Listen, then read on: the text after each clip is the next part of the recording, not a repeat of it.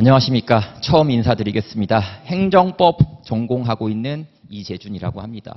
자, 여러분 이번 시간에 제가 이제 행정사에 대한 강의를 하러 왔는데 일단은 전반적인 커리큘럼을 잠깐만 5분 동안 설명을 해드리고 그다음 본격적으로 이 교재에 대한 설명과 더불어서 진도 한번 나가보도록 하겠습니다. 자, 첫 번째는요.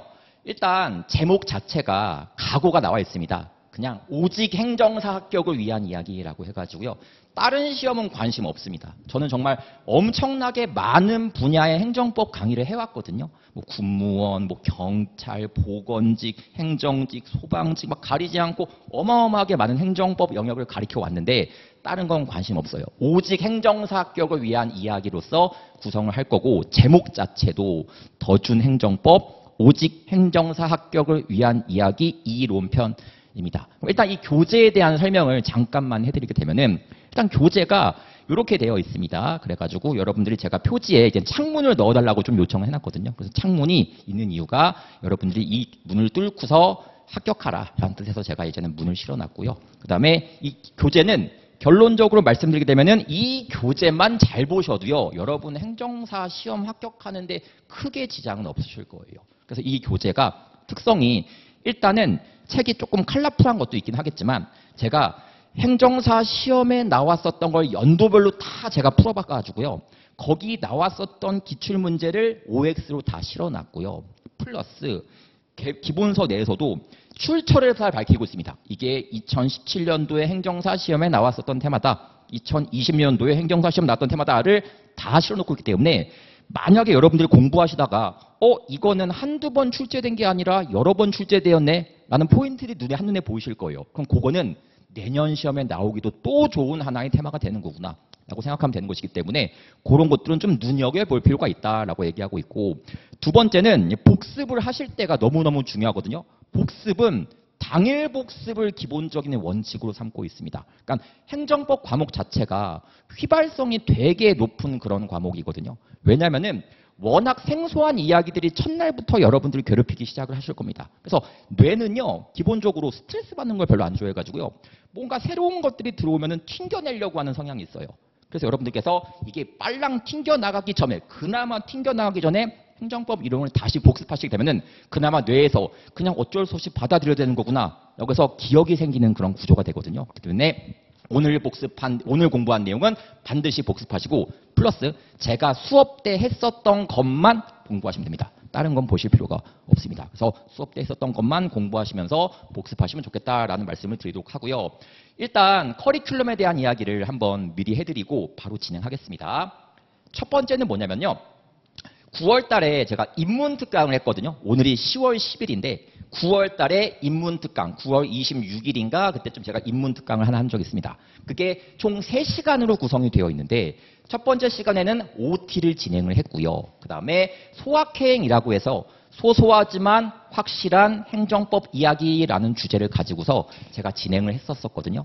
요거는요, 필수 특강이에요. 요거는 무조건 필수 특강입니다. 사실 뭐 제 수업을 듣는 분들도 당연히 필수이긴 하겠지만 제 수업을 듣지 않는다고 하더라도 요거 보고서 다른 수업 들으셔도 이게 그런 내용이구나 라고 하는 것이 머릿속에 점차 기억에 나실 거예요. 그래서 이 수업은 정말 여러분들이 무조건 들어야 될 수업이기 때문에 제 본격적인 수업을 듣기에 앞서서 반드시 듣고 오셔야 된다. 나는 재시생이니까 삼시생이니까 안 들어도 되겠지? 아니요. 다시 듣고 오셔야 됩니다. 혹시라도 내가 잘못 알고 있었던 내용이 있을 수 있네 라고 하는 것들이 근근히 밝혀져야 돼요. 공무원 수험생들도 삼시한 친구가 요 수업을 한번 들은 적이 있었거든요. 그 친구가 한 얘기가 그게 그 말이었었네요 라고 한 얘기를 한 적이 있었거든요. 다시 말해서 학생들이 그냥 아무 생각 없이 그냥 공부하다 보니까 이 용어가 뭔지를 모르고 그냥 본 적이 있었는데 사실 여기서 말하는 용어를 정확하게 이해하고 공부하시게 되면은 요게 요 내용이니까 요런 결과가 나올 수밖에 없겠구나 라고 하는 그런 코드가 맞아지게 될 겁니다. 그렇기 때문에 반드시 이 수업을 듣고서 제 수업을 들어오시는 게 좋다라고 한다는 걸 말씀드리고,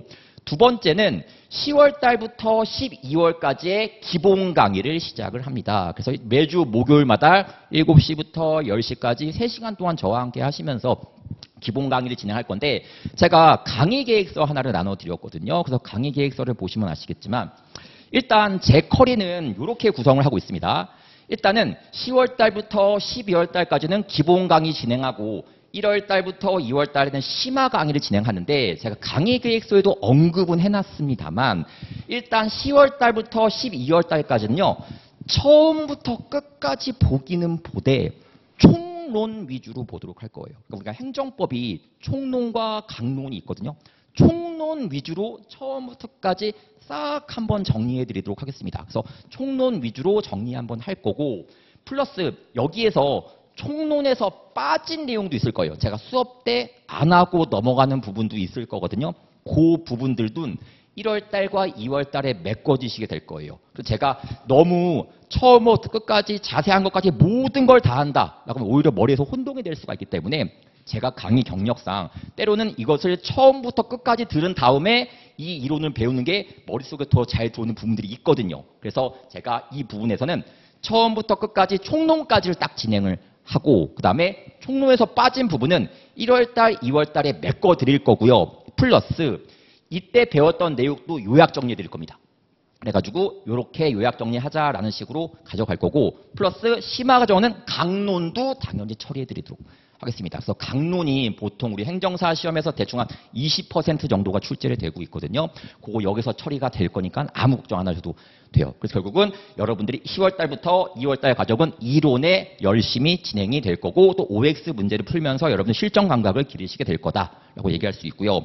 그 다음에는 3월 달부터 4월 달부터는 기출문제 풀이에 들어갑니다. 이거는 2013년도부터 2024년도까지 행정사 시험에 나왔었던 모든 문제를 사지선다 문제로, 모지선다 문제로 구성을 해놨으니까 그거 풀어보는 시간을 가져보시게 될 건데 단원별로 문제를 조성을 해놨습니다. 그래서 여러분들이 1단원, 2단원, 3단원 이런 식의 기출문제들을 모아가지고 형성시켜놨기 때문에 이 부분이 되게 중요한 시간을 여러분들이 가져가게 될 거고요. 그 다음에 나머지는 이제 5월 달에는 파이널 문제를 푸는 시간을 가져볼 텐데 이때는 모의고사 문제를 푸시게 될 겁니다. 그래서 기존의 기출문제에서 나왔었던 문제도 들어가겠고 플러스 앞으로 나올 만하다고 생각되는 문제들도 가져올 겁니다. 그래서 제가 이제 공무원 학원에서도 강의하다 보니까 문제에 대한 어마어마한 많은 풀들이 있거든요.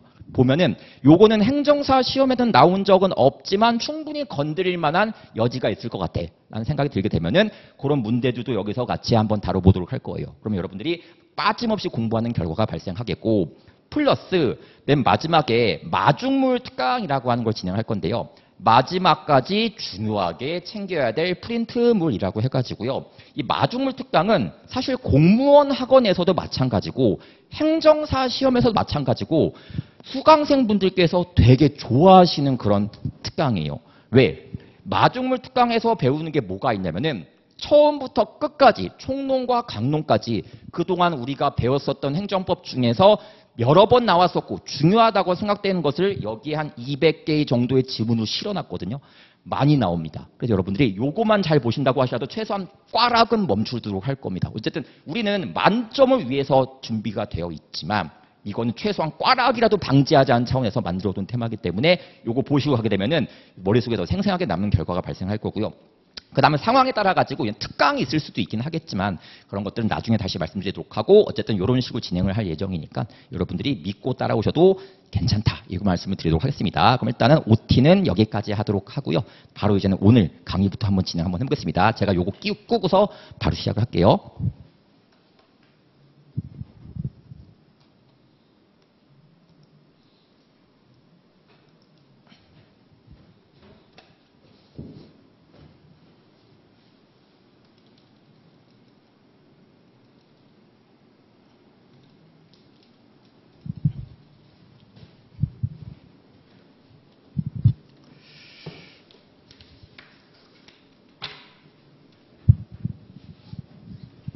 네, 시작하겠습니다. 자, 일단은 우리가 처음 책을 보다 보니까 목차부터 처음에 좀 보는 게 좀 중요하다는 생각이 들거든요. 그래서 목차에 대한 이야기를 할 건데 일단 행정법은요. 목차를 차례를 좀 살펴보시게 되면은 행정법은 일단 요런 구조로 형성이 되어 있습니다. 행정부가 국민한테 여러 가지 작용들을 합니다. 우리가 일반인 관계에서도 작용을 해야지 뭔가 관계가 형성이 돼요. 제가 여러분들이랑 그냥 길거리에서 마주쳤으면은 우리는 아무 관계가 되지가 않습니다. 만 학원에 만나가지고 제가 강의도 하고 여러분들이 저한테 말도 걸어주시고 하시면은 뭔가 관계가 형성되듯이 행정부도 국민과 뭔가 관계가 형성이 되려면은 중간에 뭔가 매개체 작용이 필요하거든요. 그래서 행정법 관계는 행정부가 국민한테 관계를 형성하기 위한 작용을 하고 그로 인해서 국민과 관계가 형성되었을 때 그것을 행정법 관계라고 하는 거구나 라고 이야기하고 있습니다. 그럼 일단 행정법은요 크게 세 가지로 구성은 되어 있습니다. 첫 번째 행정부 조직에 대한 이야기예요. 조직. 행정부는 어떤 조직으로 되어 있는지에 대한 이야기가 한 파트 등장하고요. 두 번째가 행정작용에 대한 이야기라고 해가지고요. 우리도 친구들끼리 뭔가 대화를 하거나 할 때 여러 가지 작용들을 합니다. 때로는 친구한테 부탁하기도 하고 때로는 친구한테 명령하기도 하고 때로는 친구한테 뭔가 계약을 체결하기도 하고 여러 가지 것들을 하다 보니까 행정부도 국민한테 한 작용이 되게 여러 가지가 있거든요. 그 작용에 대해서 배워보는 시간을 가져보는 게 두 번째 파트고요. 세 번째는 이 국민이 행정부의 작용 때문에 피해를 볼 때가 있습니다. 예를 들어가지고 이 사람은 세금을 이미 낸 사람인데 또 세금을 내라고 얘기한다던가 이 사람은 군대를 갔다 왔는데 또 군대 갔다 오라고 한다던가 이러면은 당황하지 않겠습니까? 당황했을 때는 이 국민이 구제받아야 될 거예요. 구제받는 방법은 행정부 직원 찾아가가지고 막 멱살 잡고 욕하고 하는 것이 아니라 법원 가가지고 이 작용 잘못되었으니까 법원 판사 네가 날 좀 구제해 주세요 라고 요구하게 돼야지 구제가 될 수가 있어요. 그래서 결국은 행정 조직에 대한 이야기가 한 파트 등장하고요. 작용에 대한 이야기가 한 파트 등장하고 흔히 구제에 대한 이야기, 즉 소송에 대한 이야기가 한 파트 등장하게 되었습니다. 이걸 행정법의 관계라고 얘기하는 거구나 라고 얘기할 수 있다는 뜻인 겁니다. 그래서 결국은 우리 차례가 이런 것들을 모두 배울 수 있게끔 구성하고 있는 테마거든요. 일단은 총론에서는요. 총론에서는 이런 조직, 작용, 구제에 대한 전반적인 이야기가 여기서 진행이 됩니다. 그래가지고 조직, 작용, 구제가 어떤 내용이 있고 어떤 효과를 발생시키고 있고 여러분들이 기억하고 있어야 될 판례는 뭐가 있는지에 대한 이야기가 여기서 진행이 돼요. 두 번째는 강론이라고 해가지고요. 강론이라고 하는 것은요. 여러분 일단 행정이라고 하는 것 자체가 뭐냐면은 행정은 국방도 행정이고요. 경찰도 행정이고요. 환경도 행정이고요. 세금도 행정이고요. 어마어마하게 많은 것들이 다 행정이거든요. 이런 것들에 대해서 국방에 대해서 행정법 이론이 어떻게 적용되고 있는 것인지 경찰에 대해서 행정법 이론이 어떻게 적용되고 있는 것인지 환경에 대해서 행정법 이론이 어떻게 적용되고 있는 것인지 세금에 대해서 행정법 이론이 어떻게 적용되고 있는지를 각 분야별로 쪼개서 배우는 게 바로 강론 파트라고 보시면 되겠습니다. 그러니까 쉽게 말하면 강론은 뭐 새로운 걸 막 배운다라기보다 총론을 이런 영역에 대입시켜 가지고 총론에 나와 있는 내용이 여기서 이렇게 활용되는 거구나를 배우는 게 강론이고요. 시험에서는 총론에서 80%가 출제를 합니다. 그다음에 강론에서는 10에서 한 20% 정도로 출제를 하겠죠. 근데 강론은 나오는 패턴들이 사실상 거의 정형화되어 있고요. 사실 약간 좀 우리들의 뒤통수 때릴 만한 문제가 한두 문제 정도 출제될 수 있지는 모르겠지만 그런 것들도요. 여러분들 속어법을 통해서 정리가 가능한 지문도 많이 있고 그다음에 우리들도 모르는 지문이다라고 하면 모든 수험생들이 모른다는 뜻이기 때문에 그건 틀려도 여러분들이 합격하는데 하등의 지장을 주질 않습니다. 오히려 그 문제 틀려가지고 여러분들이 합격하게 되었을 때 행정법 시험을 잘 봤다라는 평가를 오히려 더 받게 될 수도 있을 거예요. 그러니까 그런 문제를 맞추기 위해서 우리가 너무 많은 노력을 들이지는 말고 최대한 수험에 적합하게 공부하는 게 굉장히 중요하다라고 얘기할 수 있고 그다음에 한 가지 더 말씀드리면 저는 개인적으로 이해를 바탕으로 암기시켜 드릴 거예요. 이해를 바탕으로 암기시켜 드릴 겁니다. 그러니까 무조건 암기하세요 라고 하는 것도 있긴 있겠지만 대부분의 이론은 이해를 바탕으로 암기시켜 드리도록 노력을 할 거고요. 플러스 때로는 이런 게 있습니다. 이해를 하기 위해서 너무 많은 노력을 해야 되는 파트가 몇 군데 있는 건 사실이에요. 근데 그 파트를 제가 이때까지의 기출문제를 10여 년치를 다 풀어보다 보니까 그 파트를 이해하기 위해서 열과 성을 다하기보다는 이 파트가 이런 패턴으로 출제된다는 것이 눈에 보였거든요. 그렇기 때문에 때로는 그 파트는 열심히 이해하기 위해서 노력을 하기보다는 요거는 요렇게 이해하고 넘어가서 문제만 푸는데 초점 맞추겠습니다. 나중에 패턴을 정리해 드리도록 할 거예요. 그렇기 때문에 여러분들이 최소한 시험 문제 나왔을 때는 당황하지 않게끔 그 패턴으로 적용할 수 있게끔 그 사고 흐름을 제가 만들어 드릴 것이기 때문에 너무 이해에 초점 맞추진 않겠고 상황에 따라서는 요거는 이해보다는 그냥 요런 패턴대로 암기합시다 라고 하는 것도 있을 거거든요. 강사인 제가 조절해 드리도록 하겠습니다. 그렇기 때문에 여러분들이 그런 식으로 접근하시면 된다라고 한다는 걸 이야기할 수 있겠죠. 그럼 일단 총론에서는 제가 뭘 배운다고 말씀드리자면은 조직, 작용, 구제에 대한 이야기가 있는데 그거에 대한 목차가 여기에 나열되어 있는 것이거든요. 파트 1번이 행정법 통칙이라고 나와 있습니다. 그러면 통칙이 무슨 뜻이냐면은 통자가 통과하다는 뜻을 담고 있고요. 칙자가 규칙을 얘기하는 거예요. 통과하는 규칙을 통칙이라고 얘기를 합니다. 다시 말해서 요 규칙 하나면은 행정법을 처음부터 끝까지 통과할 수 있다는 뜻이기 때문에 이 파트 1에서는 행정법을 조직, 작용, 구제를 다 배우시게 돼요. 그러니까 처음에 이제 행정법이 어려운 이야기가 뭐냐면은 조직을 한 파트 배우고 작용을 한 파트 배우고 구제를 한 파트 배우고 이런 식으로 접근한 것이 아니라 처음부터 끝까지의 이야기가 다 등장하다 보니까 수험생들께서 이거 뭐지? 라는 생각이 들고요. 그렇지만 다시 한번 설명이 되면은 처음부터 끝까지에 대한 내용을 하고 있으니까 반대로 생각하면은 처음부터 끝까지 한번 다 배우고 다시 읽어보게 되면은 그게 그런 내용이었구나라고 하는 것이 퍼즐처럼 맞춰지게 되는 부분도 분명히 존재를 할 겁니다. 그렇기 때문에 여러분들께서는 처음부터 끝까지 한번 전반적으로 살펴보는 게 파트 1에 대한 이야기구나라고 얘기하고 있고 파트 2는요. 대놓고 행정작용법이라고 얘기하고 있습니다. 그래서 작용은 어떤 작용들이 있고 그 작용으로 인해서 무슨 효과가 발생하는지에 대해서 이 작용 파트에서 배우시게 될 거고요. 파트 3은요. 약간 좀 번외 내용일 수도 있긴 한데 행정절차, 행정공개, 개인정보 보호라고 해가지고요. 흔히 세 가지 법 파트가 여기서 등장하거든요. 행정절차법, 정보공개법, 개인정보보호법이라고 하는 세 가지 법이 등장하는데 그 세 가지 법을 제가 나중에 한 번에 몰아가지고 정리해 드리도록 할 겁니다. 그렇기 때문에 이 파트 3번은 조금 나중에 할 거라고 한다는 것만 말씀드리고 싶고 파트 4번은 뭐냐면은 행정부가 작용을 했는데 국민이 그 작용을 잘 따라서 해요.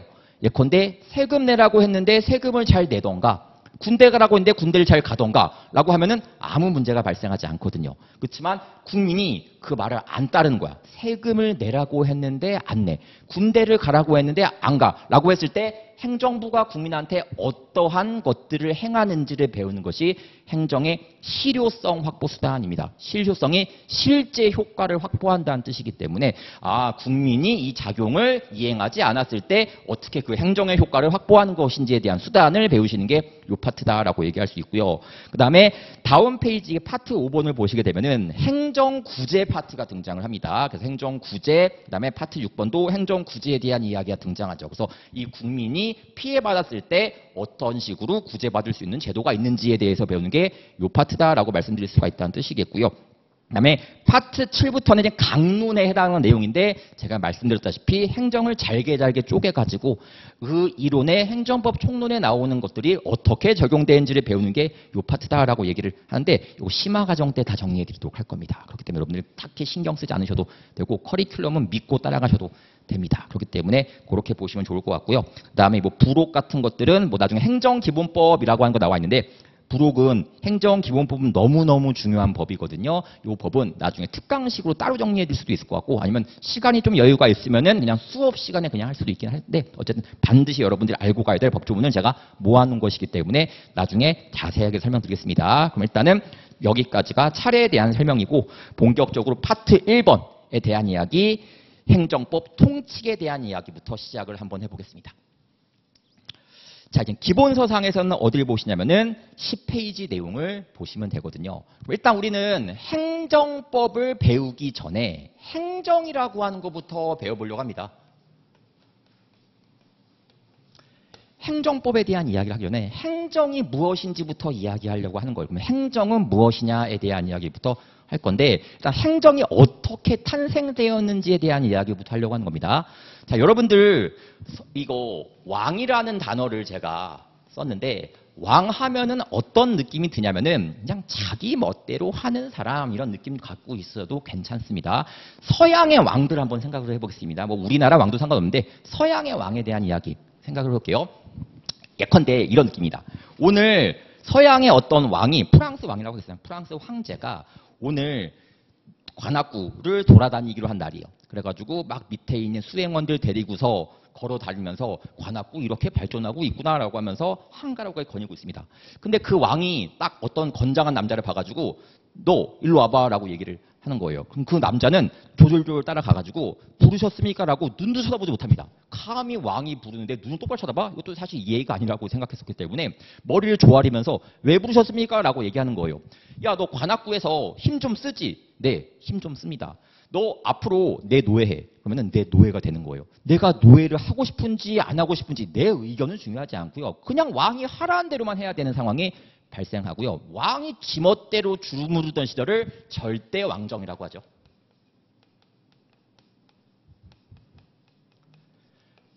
왕이 절대적으로 막 힘을 갖고 있다는 뜻이거든요. 근데 절대 왕정이기 때문에 백성들은 왕을 되게 두려워했었기 때문에 왕한테 가가지고 함부로 말을 못했습니다. 근데 어느 날 시민들이 깨어난 사람들이 몇 명이 생기는 거예요. 깨어나가지고 광장에 모여가지고 강의를 시작을 하는 거예요. 그래가지고 사람이라고 하는 것은 모두 평등한 존재다. 왕도 사람이지 않느냐. 그러니까 왕도 우리랑 똑같은 존재이기 때문에 왕이 우리한테 자기 멋대로 하는 것은 할 수 있는 짓이 아니야. 이런 식의 막 강의를 하기 시작하는 거예요. 사람들이 처음에는 의심하는 겁니다. 저 사람 무슨 반역을 꾀하는 사람인가? 라고 의심을 하다가 그 말을 곰곰이 듣다 보니까 일리가 있어 보이는 거예요. 그래가지고 그 사람들의 강의를 듣기 위해서 사람들이 모이기 시작을 합니다. 모이기 시작해가지고 그 사람은 왕도 사람이고 여러분도 사람이고 저도 사람이니까 우리는 다 똑같은 존재이고요. 왕은 백성들을 잘 살기 위해서 등장한 존재입니다. 왕이 저렇게 수탈하고 다니는 것은 왕의 할 짓이 아닙니다. 라고 막 얘기하니까 사람들이 거기에 막 동요되는 사람이 생기는 겁니다. 그래서 예컨대 아까 그 노예였었던 사람이 자신 있게 왕을 찾아가가지고 얘기를 해주는 거예요. 황제, 제가 이번에 어떤 사람의 강연을 듣고 왔는데 사람은 모두 똑같은 존재라고 얘기를 합니다. 근데 제가 왕의 노예로 사는 것은 아무 불만이 없습니다. 왕한테 평생을 충성을 다해서 노예로 살아갈 거예요. 근데 왜 내 딸이, 내 아들이 당신 노예가 되는지는 이해할 수가 없습니다. 라고 얘기하는 겁니다. 그러면 왕이 그 얘기를 듣고서 버럭 화를 냅니다. 감히 노예 주제에 말이 많네. 라고 해서 그 사람을 죽여버리게 돼요. 죽여버리게 되었을 때 그 소식이 동네에 퍼져나가기 시작을 하고 사람들은 피를 보면 흥분하게 되어 있거든요. 그래서 왕의 잘못된 폭정에 대해서 반발하기 위해서 광장에 모이기 시작을 합니다. 그래서 처음에는 10명, 20명, 30명이 모여가지고 왕에 대한 불만을 토로를 하다가 왕이 거기에 대해서 전혀 개입하죠. 그 정도 갖고 뭐 어쩔 건데 라는 느낌인 겁니다. 그러다가 점점점 사람들이 모이기 시작해서 100명, 1000명, 10,000명이 한 장소에 모이기 시작을 하는 거예요. 왕이 그때 돼가지고 이거 약간 좀 난리 날 것 같다라는 느낌이 들어가지고 왕이 그들을 제압해야 되기 때문에 군대를 풀어버리게 됩니다. 그래서 군대를 풀어버리게 돼가지고 무기를 갖고 있는 군대와 그 다음에 시민들이 격투를 해버리게 됩니다. 싸워버리게 됩니다. 그 결과 누가 이겼냐면은 처음엔 시민들은 아무 무기 없다가 군대의 일방적인 무기에 당했지만 시민들이 점차적으로 군인들의 무기를 빼앗고 하면서 시민들이 결국 승리를 가져가 버리게 되거든요. 이것을 시민혁명이라고 하는 거예요. 시험에 전혀 나오지 않습니다.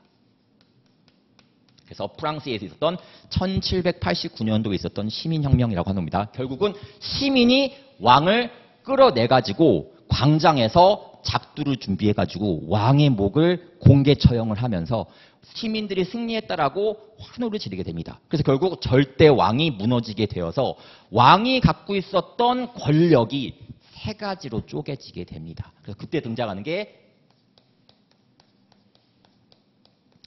입법이라고 하는 것이 생기고요. 그 다음에 사법이라고 하는 것이 생기고 그 다음에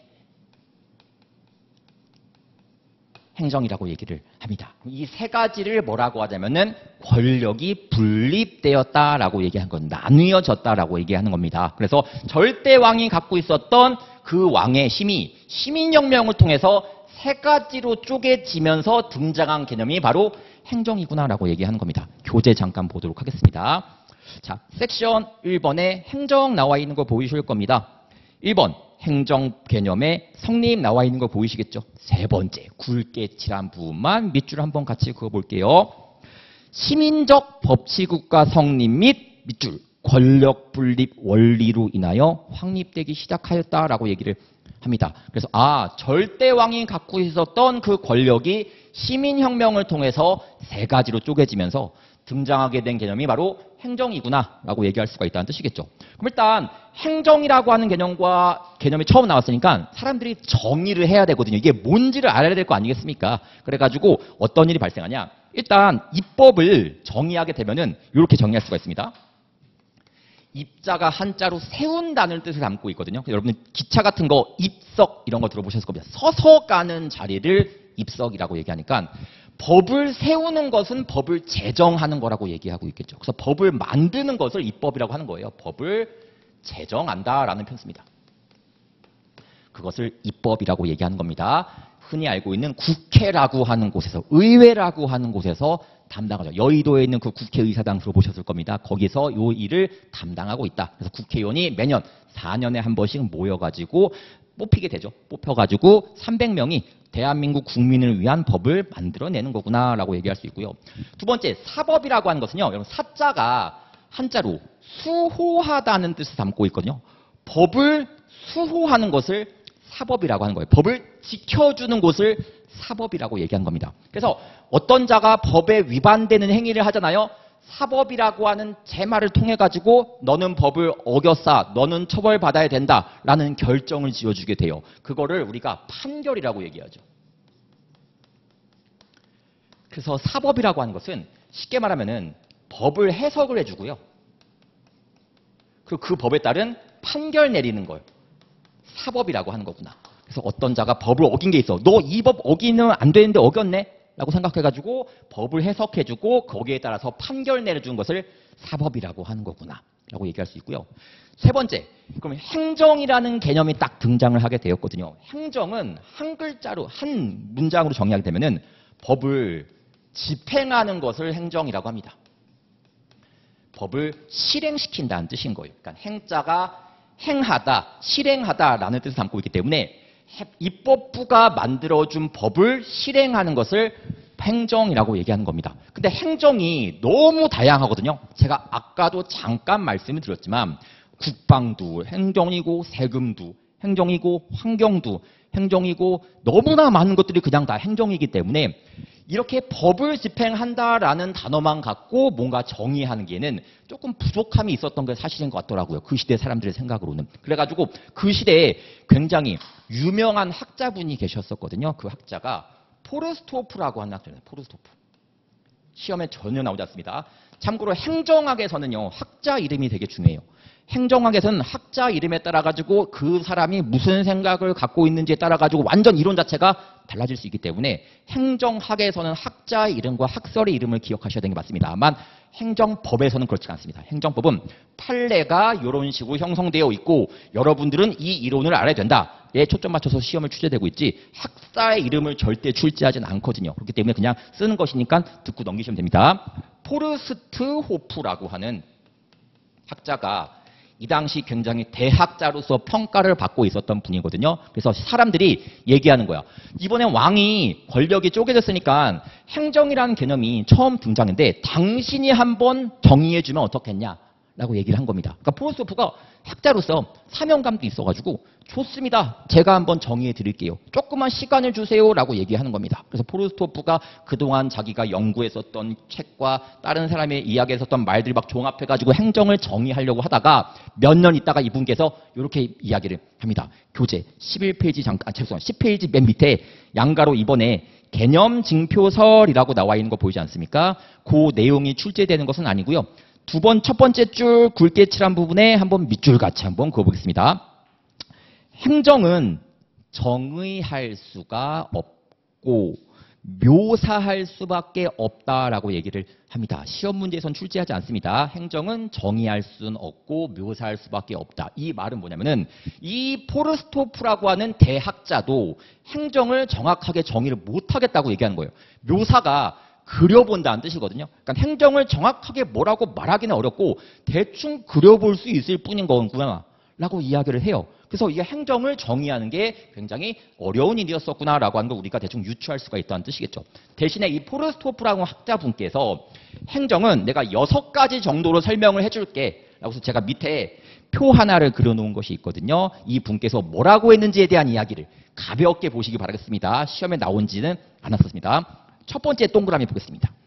행정은 행정 주체의 작용이다라고 얘기하고 있습니다. 행정 주체에다가 밑줄 좀 같이 그어주시겠고요. 위에다가 쓰시는 겁니다. 행정부라고 쓰시는 거예요. 행정부라고 쓰시는 겁니다. 제가 아까 처음에 설명드렸을 때 행정법은 행정부가 국민한테 작용을 해서 형성된 거라고 말씀드리지 않았습니까?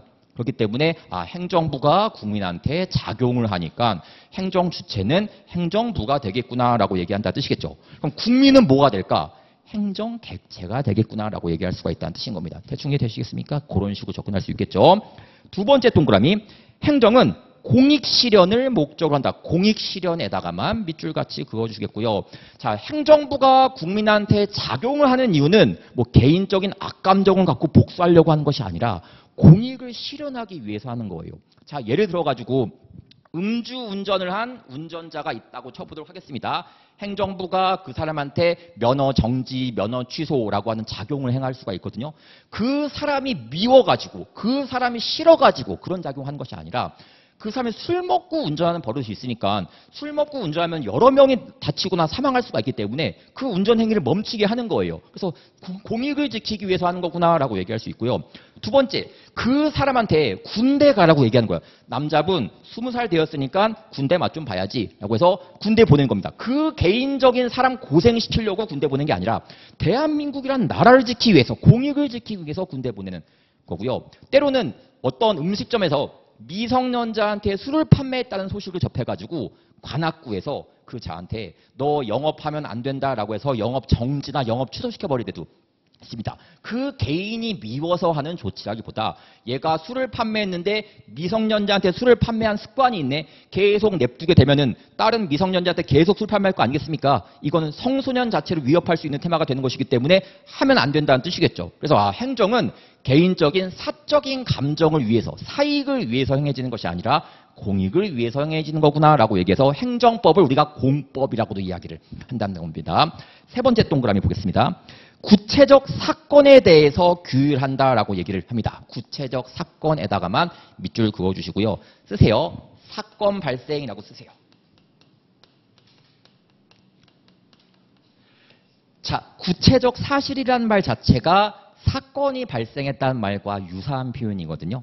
이게 무슨 뜻이냐면 행정부가 국민한테 작용할 때는요. 심심해서 작용하는 것이 아니라 뭔가 사건이 발생했기 때문에 작용하는 거예요. 예컨대 미성년자한테 술을 판매한 적이 있다더라. 행정부가 작동하고요. 얘가 음주운전을 했다더라. 행정부가 작동을 하고요. 그냥 가만히 있어가지고 작동하는 것이 아니라 뭔가 사건이 발생했기 때문에 작동하는 시스템입니다. 그렇기 때문에 구체적 사건을 베이스로 하는 거구나, 기반으로 하는 거구나 라고 얘기할 수가 있고요. 네 번째 동그라미 보시게 되면은 적극적이라는 말에다가만 밑줄 같이 한번 그어주시겠고요. 수학 반대기호 표시 아십니까? 요거 이게 반대된다는 뜻이겠죠. 사법이라고만 써주세요. 여기서 말하는 그 판결을 이야기하고 있는 겁니다. 제가 예시 한 번만 들어드리도록 하겠습니다. 자, 예컨대 금요일 저녁에 판사가 6시에 딱 업무를 마치고 퇴근을 했습니다. 근데 그분이 관악구에 사시는 분이래. 관악구에서 퇴근하려고 집에 오기 전에 내일은 토요일과 주말이니까 더 이상 이제는 출근할 일도 없으니까 일주일 동안 열심히 일을 했기 때문에 나 자신을 좀 격려해주기 위해서 술집에 들어갔습니다. 술집 들어가가지고 맥주 한 잔 딱 마시면서 일주일 동안 있었던 생각을 계속 하는 거예요. 내가 이런 일을 했었지라고 해서 나 오늘 되게 잘했다라고 스스로 격려하고 있었는데 옆 테이블에서 갑자기 싸움박질이 일어나기 시작했습니다. 그래서 남자 검장한 2명이서 막 주먹질하고 욕하면서 서로 막 싸움박질하고 있는 거예요. 판사가 그 모습을 가만히 지켜보다가 갑자기 책상을 딱 내리치면서 야 너네 뭐 하는 거야? 당장 싸움 멈춰. 라고 얘기한 겁니다. 그 사람들이 봐가지고 너가 뭔데? 라고 하니까 나 판사거든. 너 사형이다. 라고 얘기를 하는 겁니다. 말이 될 것 같습니까? 안 될 것 같습니까? 말이 되지 않습니다. 즉 판결이라고 하는 것이 나오려면은 첫 번째는 누군가가 소송을 제기해야지 움직이는 시스템이에요. 다시 말해 누군가가 먼저 말을 걸어가지고 이 사건을 해결해 주세요 라고 해야지 움직이는 시스템인 반면에 좀 소극적인 느낌이 나죠. 그렇지만 행정이라고 하는 것은요, 사건 발생하면 알아서 가가지고 너 영업정지야, 면허 취소야 등등등을 해버리게 됩니다. 좀 적극적이라는 느낌 들지 않습니까? 요즘 여러분 혹시 MBTI 같은 거 아시나요? MBTI 같은 거 아실랑가 모르겠습니다만 MBTI로 따지면 행정은 약간 E의 성향이에요. 외형적인 성향입니다. 반면에 사법은 I의 성향. 약간 소극적인, 누가 말을 걸어줘야지 작동하는 시스템이기 때문에 아무리 판사가 정의로움에 넘친다고 하더라도 누군가 소송을 제기해야지 판사가 판결을 내리지, 가만히 있다고 알아서 판결이 내려지는 건 절대 아니거든요. 그렇기 때문에 행정은 적극적, 얘는 소극적이구나라고 한다는 것을 말씀드리고 싶다는 뜻이겠죠. 그래서 적극적이고 뭐 능동적이고 미래지향적이다라는 표현을 쓰고 있습니다. 그래서 미래지향적이라고 하는 말은 뭐 잘못된 것들을 앞으로 적법하게 바꿔나간다 뭐 이런 뜻이 있긴 한데 어쨌든 적극적이고 능동적이고 미래지향적인 것이 바로 행정이다라고 한다는 것을 정의해 주셨고요. 그다음에 행정은 다양한 법 형식으로 행해진다라고 얘기를 합니다. 제가 OT 때 말씀을 드렸었지만 9월 26일 날 행정법은요. 성문법도 있고 불문법도 있거든요. 성문법은 문서로 이루어진 법을 성문법이라고 하고 있고 문서로 되어 있지 않은 법을 불문법이라고 얘기를 합니다. 행정은 성문법도 활용하고 불문법도 활용하고 있으니까 다양한 법을 가지고 활용하는 거구나라고 생각할 수 있다는 뜻이겠고요. 마지막으로 행정은 법의 지배를 받는다라고 합니다. 법의 지배에다가만 밑줄같이 그어주시겠고요. 법의 지배를 받는다는 뜻은 법을 지켜야 된다는 뜻인 겁니다. 자, 예를 들어가지고 행정부가 영업정지를 하려고 합니다. 영업정지 하려고 하는데 1개월에서 3개월까지 영업정지를 할 수 있다고 법에서 쓰여 있다고 촉구를 하겠습니다. 근데 4개월 해버리는 거예요. 이러면 안 된다는 거게 되겠습니까? 법을 지켜가야겠죠. 그래서 법의 지배를 받는다가 법을 지켜줘야 된다는 뜻인 거구나 라고 얘기하고 있고요. 마지막으로 광범위한 재량이 인정된다. 재량에다가만 밑줄같이 그어주세요. 앞으로 재량이라고 하는 단어는 여러분들이 행정법 공부하시면서 수백 번 나오는 용어거든요. 너무 중요한데 재량에다가 밑줄 치시고 수학 반대기호 표시하시고 기속이라고만 써주세요.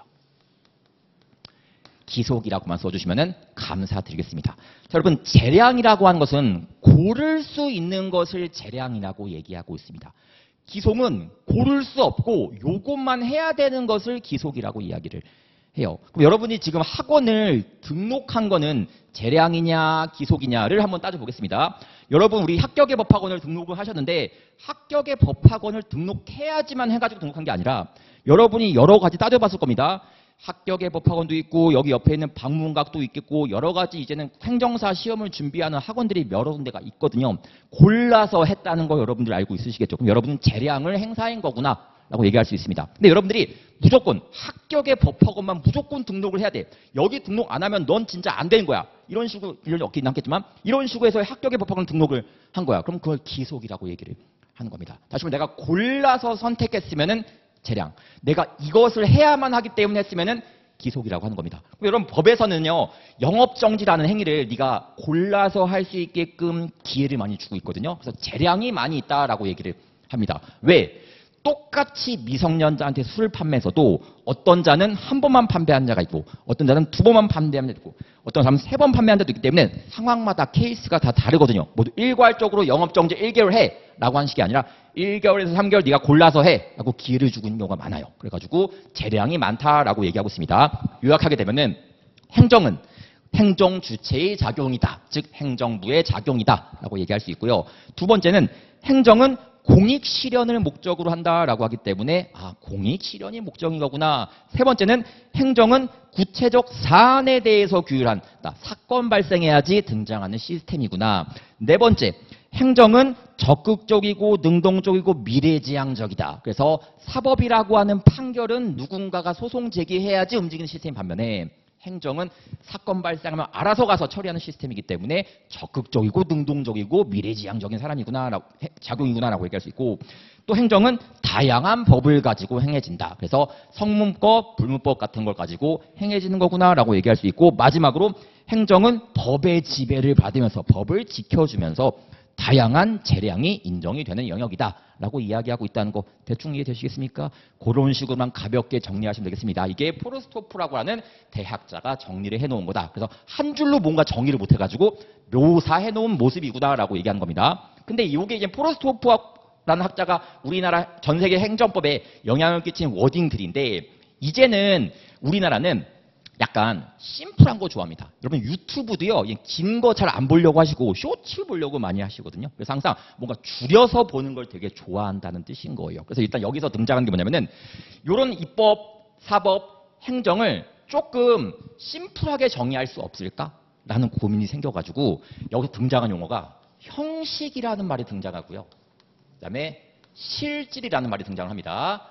이 용어 자체는 여러분의 행정법 시험을 준비하시면서 반드시 알고 있어야 될 용어이기도 하지만 일상생활 하면서 우리가 국어를 보든지 행정학을 보든지 무슨 과목을 보든지 일상생활 하면서 시험을 준비하든 뭘 하든지 간에 반드시 알고 있어야 될 용어예요. 일단 형식은 이렇게 생각합시다. 외모. 겉모습이라고 생각하세요. 겉모습. 겉모습을 형식이라고 하는 거구나. 라고 생각하면 된다 뜻이겠고, 그럼 실질은 당연히 성격이겠죠. 그 다음에 실질을 실체라고도 부르고, 실체. 실체라고도 부르고 있습니다. 우리 흔히 살면서 이런 말 같은 거 쓰거든요.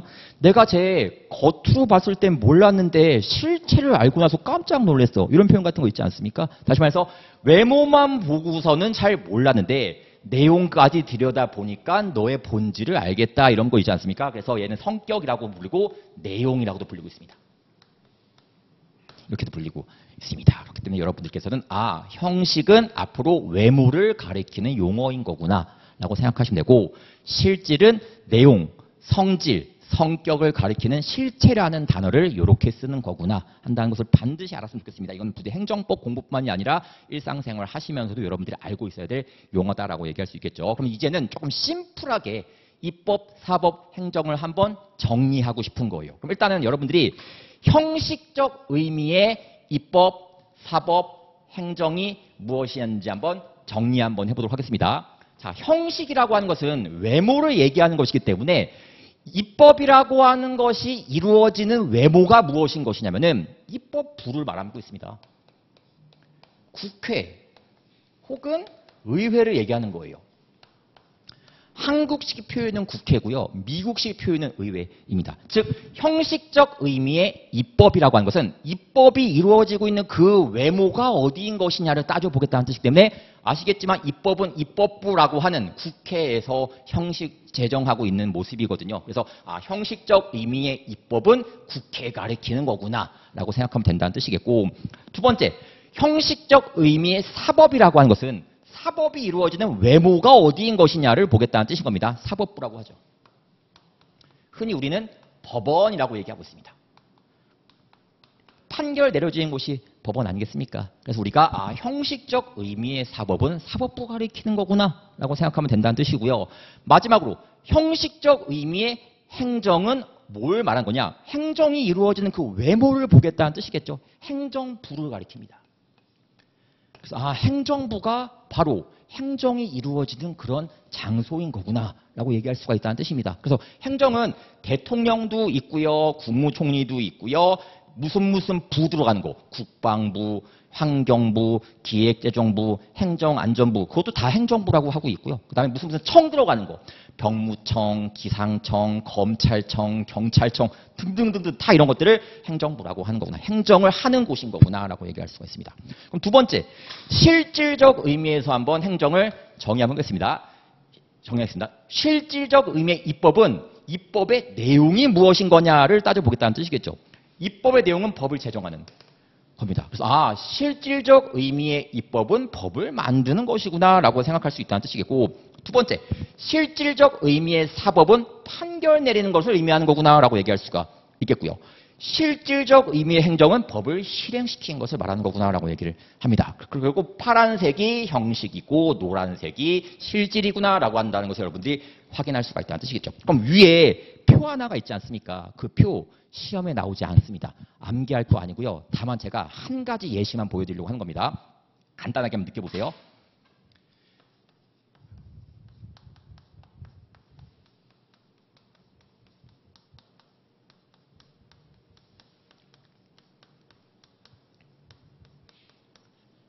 국회 사무총장의 직원 임명이라는 워딩이 있거든요.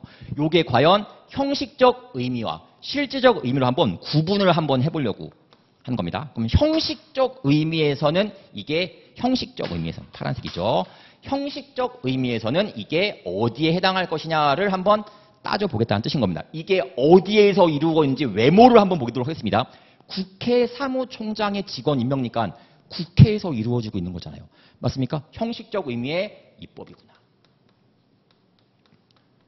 이렇게 정리할 수가 있겠죠. 그럼 실질적 의미에서 한번 이게 입법인지 사법인지를 한번 정리를 해보겠다는 뜻인 겁니다. 실질은 직원을 임명하는 게 법을 만드는 건 상관이 없어 보이고요. 직원을 임명한 게 판결 내린 것과는 상관이 없어 보이고요. 이거는 그냥 법을 실행시키는 거예요. 네가 직원의 자격이 있으니까 이 법대로 너를 직원을 임명하겠다. 이런 뉘앙스거든요. 그렇기 때문에 실질 의미의 행정이구나라고 얘기할 수가 있겠죠. 그럼 여러분 표를 보시게 되면은 오른쪽이 실질이고 세로가 형식이거든요. 맨 끝에 실질적 의미의 행정, 형식적 의미의 입법이 겹치는 구간이 하나가 있을 겁니다. 거기 뭐라고 써 있냐? 국회 사무총장의 직원 임명이라고 아마 써 있을 겁니다. 맞습니까? 그래서 그런 식으로 분류가 된 것이구나라고 얘기한다는 뜻이겠죠. 그래서 밑에 있는 내용들이 다 그런 원리에 따라서 분리가 된 건데 시험에 나오진 않으니까 암기할 필요는 없고요. 저는 요거 말씀드리고 싶었던 겁니다. 형식은 뭐고 실질은 무엇인지 그걸 말씀드리고 싶었던 거지 요걸 외우자는 뜻이 절대 아니었기 때문에 여기에 시간 보낸 일은 없도록 하자. 그거 말씀드리고 싶다는 뜻인 겁니다. 두 번째, 다음 페이지 보도록 하겠습니다. 다음 페이지. 자, 11페이지 보시면은 통치행위라고 하는 테마가 등장하고 있거든요. 이 통치행위는 시험에서 24년도 시험에도 나온 적이 있었었고요. 그렇기 때문에 여러분들께서 조금 주의해서 보실 필요가 있는데 어렵지는 않습니다. 자, 일단 여러분들 통치행위라는 말을 생각해 보세요. 통치행위. 라는 단어가 딱 처음 등장이 되는데 자, 통치행위라는 말을 듣게 되면은 여러분들 누굴 떠올리시면은 정상적인 사고 과정하고 있는 것이냐면은 왕 떠올리시면은 아주 정상적인 이 당시는 백성이라고 불렀으니까요. 왕이 백성을 통치한다라는 표현을 씁니다. 다스린다는 뜻인 거예요. 그래서 왕이 백성을 다스리는 것을 통치행위라고 했습니다. 그럼 왕은 이 당시 왕은 절대적 권력을 갖고 있었던 왕이었었기 때문에 감히 누가 통치행위가 잘못되었습니다. 전하라고 하게 되면 다 목 살려 나가거든요. 그렇기 때문에 통치행위는 왕이 백성을 다스리는 행위로서 그 누구의 간섭도 받지 않는 행위를 통치행위라고 얘기를 하는 겁니다. 즉 왕이 감히 백성을 다스리고 있는데 그 누가 여기에 토를 달겠습니까? 그렇기 때문에 왕이 백성을 다스리는 행위를 통치행위라고 하는 것이기 때문에 이거는 간섭받지 않는 행위를 의미하는 거구나라고 합니다. 뉘앙스만 정리해 주자고요. 그럼 이거를 현대식으로 한번 바꿔보겠습니다. 오늘날 왕이랑 그나마 비슷한 인물을 꼽게 되면은 대통령을 꼽을 수가 있겠죠. 물론 왕과 대통령은 완전 차이가 있습니다. 왕은 입법, 사법, 행정을 마음대로 주물렀던 당사자라고 한다면은 대통령은 행정부의 대표를 담당할 뿐인 것이지 절대 왕과 같은 권력을 누려서는 안 된다는 뜻인 겁니다. 어쨌든 그나마 비슷한 이미지가 대통령이 있을 겁니다. 대통령이 있고요. 백성이라는 단어 안 쓰죠. 국민 바꿀 수가 있겠죠. 그래서 대통령이 국민한테 통치행위라고 하는 걸 할 때가 있습니다. 그럼 이 행위는 대통령이 하는 행위인데 국민한테 하는 거래요. 얘는 간섭받지 않는 행위를 의미를 합니다. 그럼 간섭받지 않는다는 게 무슨 뜻이냐면은 사법부가 여기에 대해서 잘잘못을 평가하지 않겠다는 말과 똑같은 표현인 겁니다. 즉 대통령이 많은 행위 중에서 통치행위라고 하는 것을 행하게 되면은 사법부가 개입해가지고 여기에 잘잘못을 평가하지를 않습니다. 그걸 통치행위라고 얘기하는 거예요. 즉 통치행위는 대통령이 국민한테 하는 행위로서 사법부가 잘잘못, 위법, 적법 여부를 가리지 않는 행위를 통치행위라고 하는 거구나라고 얘기를 합니다. 그럼 왜 이 대통령이 통치행위를 하게 되면은 사법부가 여기에 나서가지고 개입을 하지 않느냐? 이 통치행위의 성격 자체, 내용 자체가 뭘 뜻하고 있냐면은 이거를 고도의 정치적 행위라고 하는 거예요.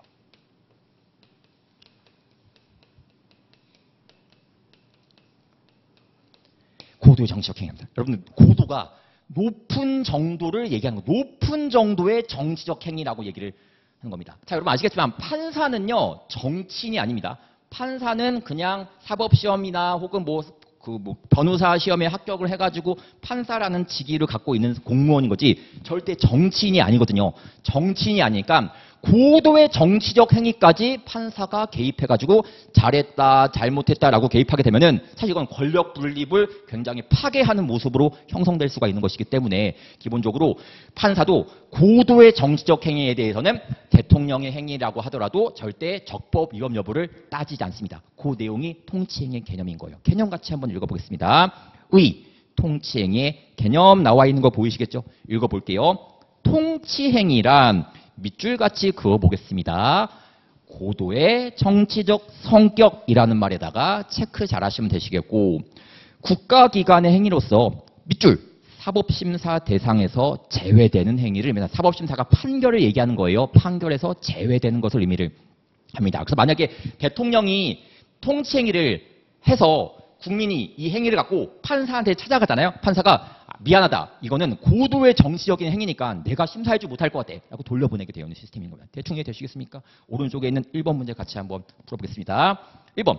고도의 정치적 성격을 띤 국가행위로 사법심사 대상에서 제외가 된다. 맞는 얘기하고 있겠죠. 그래서 통치행위는 고도의 정치적 성격을 띤 행위이기 때문에 사법심사 대상에서 제외되는 것을 말하는 거구나. 24년도 행정사 시험에 나왔었던 지문인 겁니다. 올해 나왔었던 지문이라는 뜻인 겁니다. 어렵지 않겠죠. 이런 식으로 출제되니까 여러분도 다 하실 수가 있다는 뜻인 거예요. 그럼 이제 중요한 건 뭐냐. 우리나라 판례의 태도를 조금 기억할 필요가 있겠죠.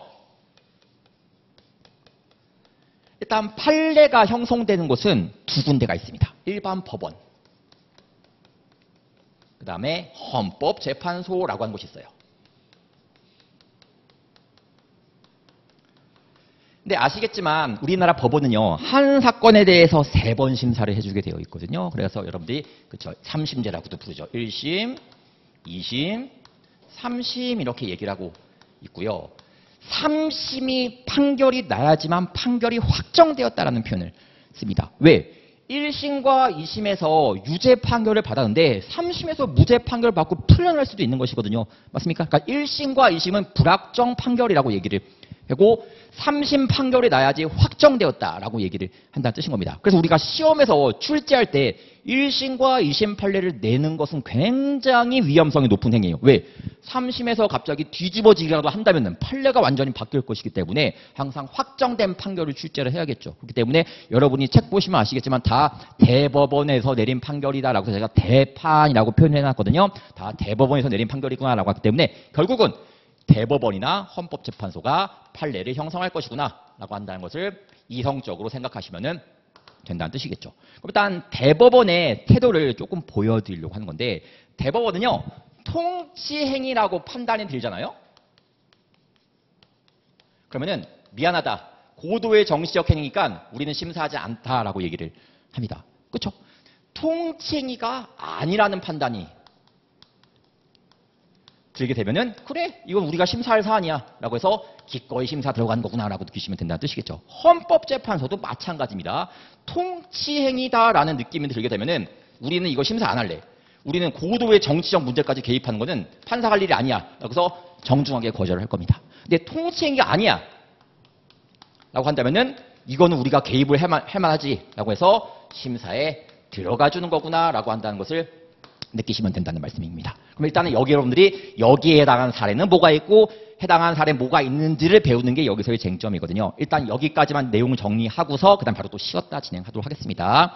일단 밑에 1번 대법원이라고 나와 있는 거 보이지 않습니까? 제목에다가만 밑줄같이 한 번만 그어주시면 감사드리겠고요. 양가로 1번 통치행위임을 긍정한 판례라고 합니다. 제가 가로치고 사법심사를 부정한 판례라는 뜻이겠죠. 사법심사 안 한다는 뜻이겠죠. 1번 판례 보겠습니다.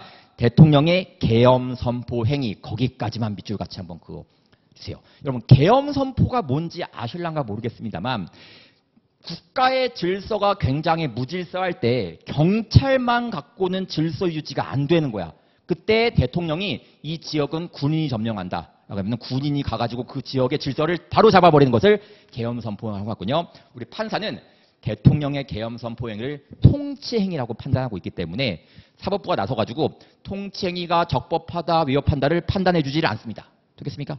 계엄 선포 행위는 통치행위다라고 얘기할 수가 있다는 뜻이겠죠. 그 다음에 밑에 양가로 이번에 통치행위를 부정한 판례에 나와 있는 거 보이지 않습니까? 밑에 1번 판례랑 위에 있는 1번 판례랑 연결해 주세요. 연결하라는 뜻은 이런 뜻인 겁니다.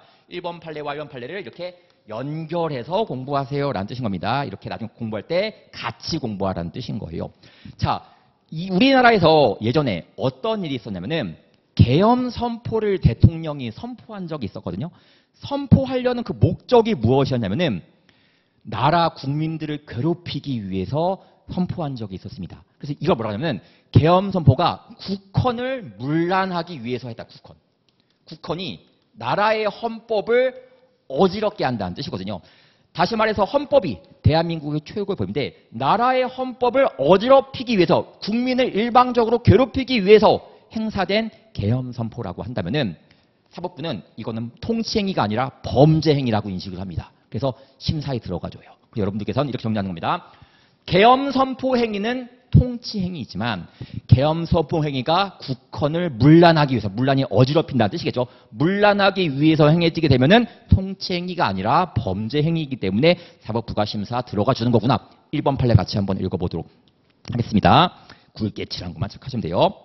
비상계엄의 선포나 확대가 밑줄 국헌 문란의 목적을 달성하기 위하여 행하여진 경우에는 이라고 나와 있는 거 보이지 않습니까? 이거는 통치행위가 아니구나라고 한다는 것을 체크하시면 되시겠죠. 위에 있는 2번 판례도 보겠습니다. 남북 정상회담 개최에다가만 밑줄 같이 한 번만 그어주시겠고요. 자, 남북 정상회담이 뭐냐?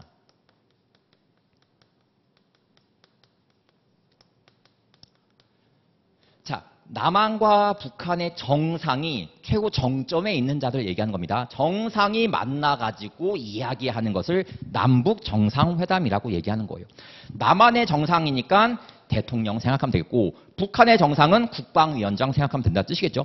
예전에 김대중 전 대통령이랑 김정일 국방위원장이랑 한번 만나가지고 대화를 한 적이 있었거든요. 이걸 남북정상회담이라고 하는 겁니다. 남북정상회담은 딱 보더라도 고도의 정치적인 느낌이 나지 않습니까? 그렇기 때문에 이건 통칭이니까 사법부가 남북정상회담이 위법인지 적법인지는 나는 판단하지 않겠다라고 이야기를 합니다. 그래서 이번 판례 밑줄 같이 그어주시게 되면은 남북정상회담 개최에 나와 있는 거 보이시겠죠? 얘는 통치행위구나 라고 한다는 걸 체크하시면 된다는 뜻이겠죠. 맞습니까? 그럼 밑에 있는 2번 판례 또 역시 연결시켜주세요. 2번 판례랑 밑에 있는 2번 판례랑 똑같이 연결시키도록 하겠습니다. 그래서 이렇게 해서 연결 들어가도록 하겠습니다. 우리나라에서 실제 있었던 사건인데 남한이랑 북한의 정상이 모여가지고 회담을 하는데 남한 측에, 즉 우리나라 측에 대통령 수행원 분 중에 한 분이 북한에다가 뒷돈을 주다가 걸린 적이 있었습니다. 그래가지고 그 당시에 여러분들이 잘 모르실 수도 뭐 이제 성인이시 아시겠지만 금강산 관광이라고 하는 걸 한국에서 추진을 해가지고요. 금강산이 이제 개발도 안 되어 있고 굉장히 아름다운 산이라고 하는 건 누구나 알고 있거든요. 그래서 우리나라 사람들을 금강산에다가 관광시키면서 점차 교류를 넓혀가기 위해서 뭔가 시도하려고 했었던 사업이었는데 이게 잘 성사가 됐습니다. 성사가 돼가지고 그 사업이 일정 기간 동안 진행하다가 지금 완전히 막히긴 했지만 이때 금강산 관광을 좀 잘 뚫어보고자 북한 측에다가 뒷돈을 줬었던 우리나라 고위직 공무원과 플러스 기업인들이 여기 얽매였던 적이 있었거든요. 그들이 한 행위는 범죄 행위라고 판단했다는 뜻이죠. 만약에 북한에 돈을 주고 싶어 그럼 공식적인 절차 밟아가지고 돈 주면 되는 건데 마음대로 뒷돈 주는 거 이건 범죄 행위 아니냐? 통치 행위가 아니라 범죄 행위니까 우리가 심사하겠다라고 해서 결국은 심사를 해서 거기 관련되어 있는 자들을 깜빵에 보낸 적도 있었거든요. 그게 이 사건입니다. 밑에 있는 2번 판례 같이 한번 읽어보도록 하겠습니다. 남북정상회담 개최 과정에서 밑줄 한 번만 같이 그어볼게요. 재정경제부 장관, 현재 기획재정부 장관에게 신고하지 아니하거나 통일부 장관의 협력사업 승인을 얻지 아니한 채 이게 쉽게 말해서 뒷돈 주다가 걸린 거구나 라는 표현은 이렇게 쓰는 겁니다. 북한 측의 사업권 대가 명목으로 송급한 행위는 통치행위가 아니기 때문에 사법심사 대상이 된다라고 얘기할 수가 있다는 뜻이겠죠. 맞습니까? 그 정도 파악하고요. 오른쪽에 있는 2번 문제 한 번만 풀어보겠습니다. 남북 정상회담 개최 과정에서 주무부 장관이 담당하는 장관을 주무부 장관이라고 하는 겁니다. 그러니까 기획재정부 장관, 통일부 장관을 얘기하는 겁니다. 주무부 장관에 신고하지 아니하거나 승인 없이 북한 측에 4억 건 대가 명목으로 송금한 행위는 통치 행위가 아니다. 맞는 이야기 하고 있겠죠? 맞습니까? 이 정도 풀어나갈 줄 아시면 여러분들 행정사 시험 제대로 준비하고 있으신 겁니다. 하나만 서훈 취소만 생각해요. 서훈 취소. 자, 일단 서훈이라는 단어가 여러분 좀 생소할 수도 있을 텐데 서훈은요. 훈장을 주는 것을 서훈이라고 얘기를 합니다. 그러니까 대통령이 대한민국 국민 중에서 공을 크게 세운 사람이 있으면 훈장을 수여를 하기도 하거든요. 그것을 서훈이라고 얘기를 하는 겁니다. 우리 얼마 전에 전 국민이 다 아는 축구선수. 신생아 아닌 다음엔 다 알고 있는 선수. 손흥민이라는 선수가 있거든요. 손흥민이라는 선수가 2년 전에 자기가 뛰고 있는 축구 리그, 프리미어 리그, 잉글랜드 프리미어 리그라고 해가지고 축구 3대 리그라고 불리는 곳이 있거든요. 프랑스의, 스페인의 프리메라 리그 있고, 그 다음에 잉글랜드의 프리미어 리그, 그 다음에 독일의 분데스리가라고 해가지고 축구의 3대 리그가 있는데 그 축구 천재들이 모이는 곳이에요. 근데 그 중에서 프리미어 리그라고 한 것에 진출해서 토트넘이라는 팀의 주장인데 이 선수가 득점왕을 한 적이 있습니다. 이건 어마어마한 사건인 겁니다. 축구 천재들이 모여있는 리그에서 득점왕을 한다? 이거 어마어마한 업적을 세운 건 맞거든요. 그래서 우리나라 대통령이 손흥민 선수한테 훈장을 준 적이 있습니다. 서훈을 내린 적이 있었다는 뜻으로 이해하시면 됩니다. 서훈을 내렸는데 생각해보세요. 만약에 대통령이 마음이 변화해가지고 서훈 취소가 훈장을 뺏겠다고 이야기를 하는 겁니다. 훈장을 뺏겠다고 손흥민 선수한테 이야기를 했는데 만약에 이게 통치행위여가지고 손흥민 선수가 법원에 가가지고 구제조차 못 받는데 그럼 손흥민 선수 얼마나 억울하겠습니까? 내가 훈장 받아가지고 대대손손 물려줘야지라고 고이고이 보관하고 있었는데 서훈 취소는 당했고 서훈 취소는 통치행위니까 손흥민 선수가 사법부의 구제를 받을 수가 없대 라고 되면 얼마나 억울하겠습니까? 그래서 서훈 취소는 통치행위가 아니기 때문에 사법부가 심사를 해줍니다. 밑에는 3번 판례 보려고 하는 겁니다. 3번 서훈 취소에다가만 밑줄 같이 한번 그어주시겠고요. 읽어볼게요.